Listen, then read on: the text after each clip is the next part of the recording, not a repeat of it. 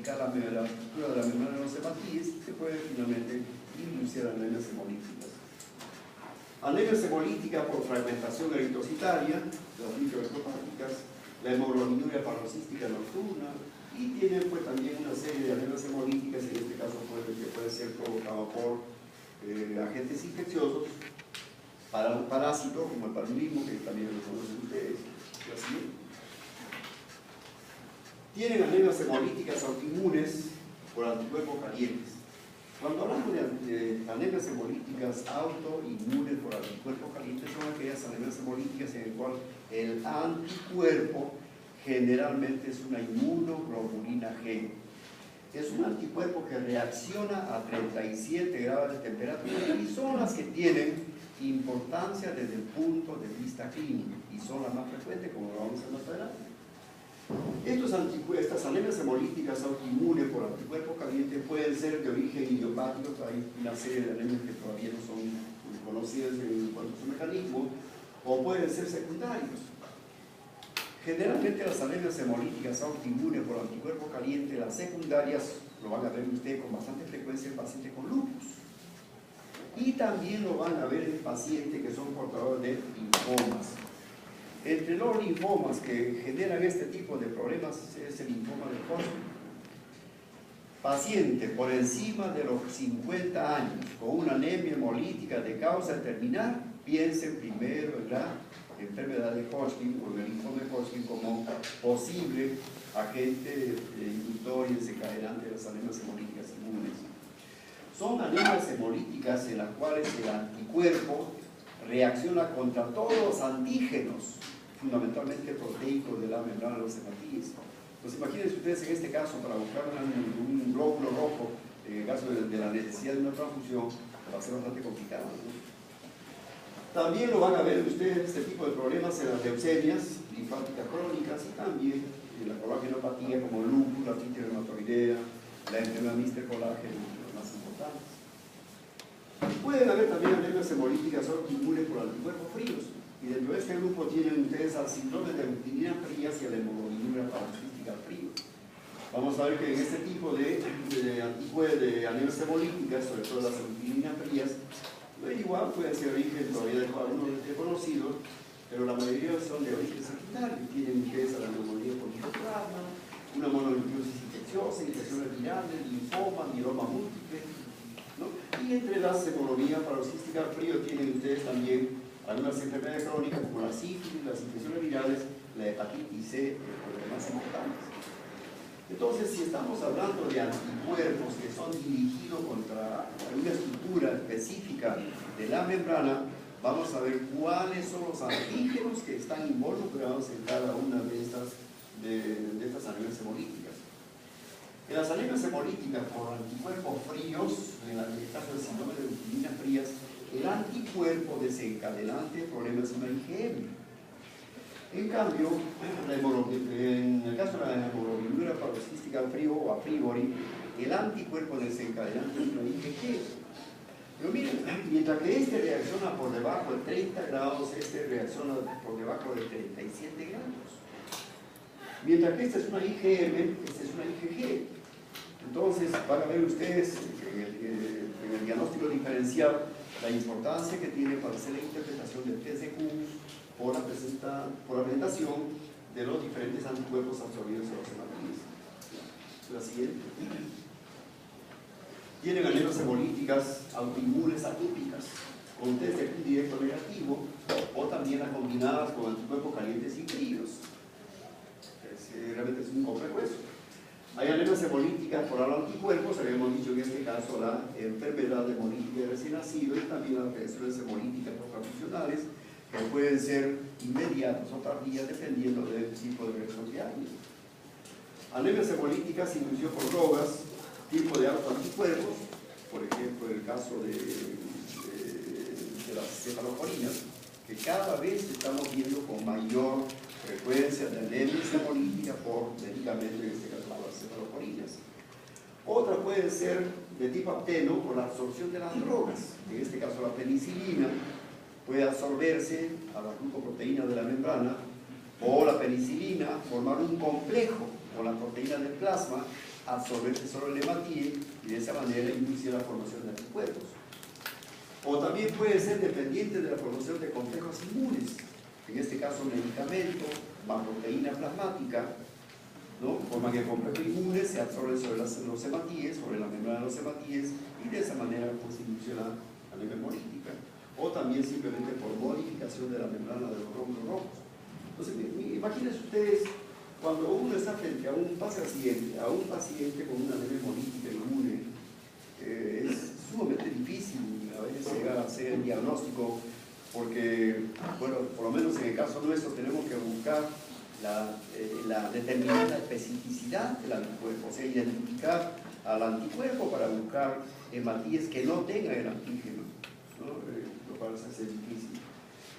Entonces, estas reacciones hemolíticas pueden ser de dos tipos. Pueden ser de tipo intravascular o de tipo extravascular. Las reacciones hemolíticas extra o intravasculares generalmente están relacionadas con la presencia de anticuerpos de tipo IgM. Pero también hay reacciones hemolíticas intravasculares generadas por la inmunoglobulina G. Y de estos isotipos, la IgG3 es la que está involucrada más en este tipo de problemas, porque son los que pueden activar el complemento sérico.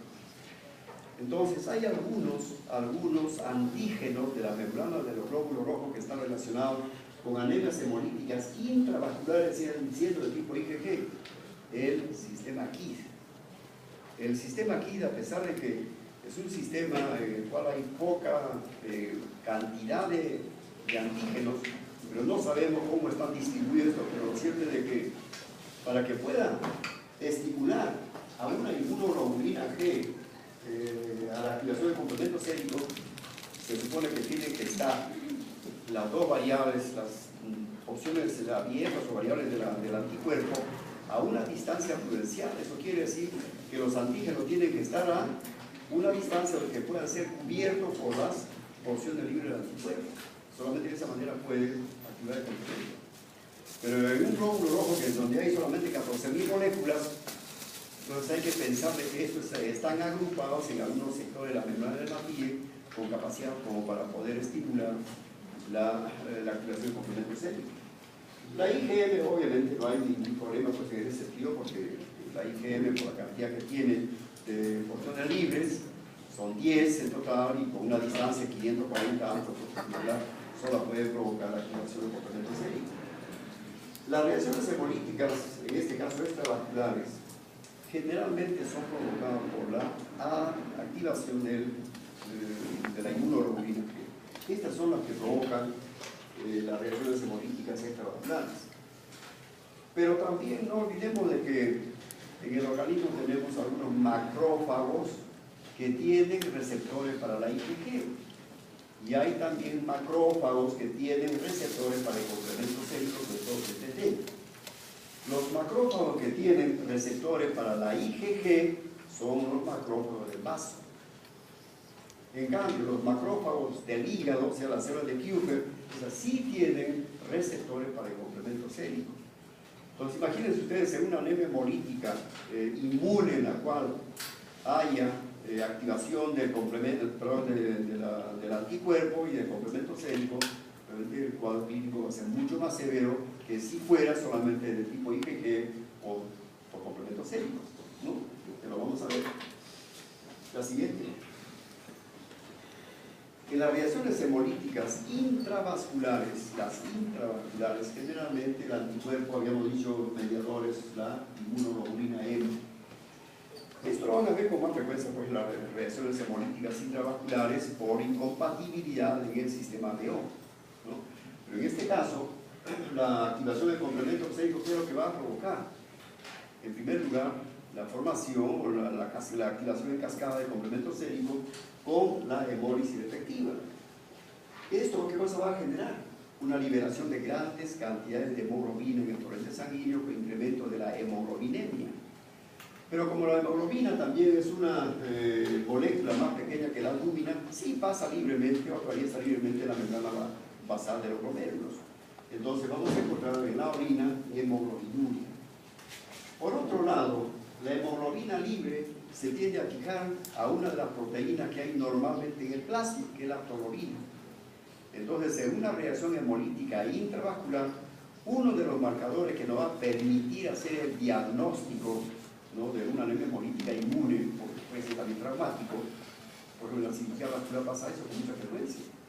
Cuando las valvas de las válvulas son muy rígidas, entonces los hematíes pueden chocar contra el borde de las válvulas y romperse, ¿no? Entonces los pacientes, después de una cirugía, amanecen histéricos, y entonces obviamente el clínico o el cardiólogo o el intensivista va a tener que buscar el mecanismo de eso, si es de origen inmunológico o es de origen traumático, ¿no?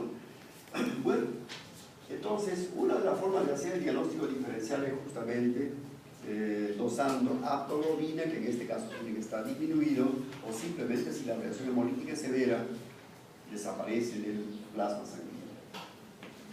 Por otro lado, el complemento sérico activado, ya saben ustedes que la fracción C3A, C5A, como tiene una acción anafilotóxica, es vasodilatadora. Y como consecuencia de la vasodilatación, la depresión va a ser la hipotensión arterial, y esto a su vez puede traducirse más adelante por una insuficiencia renal. Por otro lado, el complemento sérico también puede inducir alguna coagulación intravascular diseminada. Entonces, un paciente que comience a hacer un CID, una coagulopatía de consumo, ¿qué va a consumir? En primer lugar, los factores de coagulación, ¿no?, a las proteínas plasmáticas y también a la plaqueta, a una trombocitopenia. Habrá como consecuencia depósito de fibrina, pero ¿dónde? Esencialmente a nivel de las arteriolas, de los tubos contorneados distales. Si el problema se produce a nivel de los tubos contorneados distales, ya saben ustedes que esto termina necesariamente en una insuficiencia renal aguda. Entonces, todos estos factores que conllevan a la insuficiencia renal aguda, primero la hemoglobinuria, porque también puede provocar taponamiento de los tubos, la hipotensión arterial, ¿no?, por el depósito de fibrina, y obviamente también problemas hemorrágicos como consecuencia de la coagulación intravascular diseminada. Este es el mecanismo más importante de las reacciones hemolíticas intravasculares, la siguiente.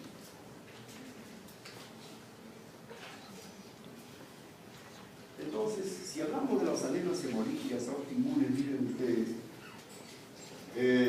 las anemias hemolíticas por anticuerpos calientes, por el síndrome de rutinina frías, en este caso las anemias hemolíticas por anticuerpos fríos, y la hemoglobina paroxística frío. El anticuerpo presente, en el caso del síndrome de rutinina frías, o perdón, de caliente es la IgG, en el síndrome de rutinina frías es la IgM, y en la hemoglobina paroxística es una IgG. Pero esta es una IgG interesante, porque esta IgG se llama bifásico porque reacciona tanto a 37 grados como a 4 grados de temperatura. Es un anticuerpo que puede reaccionar a 20 grados, 15 grados, 10 grados. Entonces hay necesidad de hacer el diagnóstico diferencial del tipo de anticuerpo. El test de Hunt directo, si estamos hablando de presencia de anticuerpos presentes en el suelo del paciente. En el caso de las anemias hemolíticas por anticuerpos calientes, está presente un 80%. En el caso de los fríos, realmente no es reactivo, no se absorbe la IgM, y en el caso de la hemoglobina sí es positivo, o perdón, este es también negativo. ¿Por qué? Porque estamos hablando de presencia de anticuerpos presentes en el suelo del paciente. Pero cuando ya hablamos del test de Hunt directo, miren ustedes, en el caso de las anemias hemolíticas por anticuerpos calientes, IgG 67%, IgG más complemento sérico 24%, complemento sérico solo 7% y negativo pues en el 1%. O sea, pueden estar ustedes frente a un paciente con una anemia hemolítica autoinmune por anticuerpos calientes, pero con test de Hunt directo negativo. ¿Qué cantidad de moléculas tienen que estar absorbidas a la membrana para poder ser detectadas? Van a depender, en primer lugar, de la metodología que utilicen en el banco de sangre para hacer la detección de estos anticuerpos. Pero hay casos de anemias hemolíticas en las cuales hay 800, 1000 o hasta 1500 moléculas Sin embargo, el test de un directo es negativo. ¿Por qué?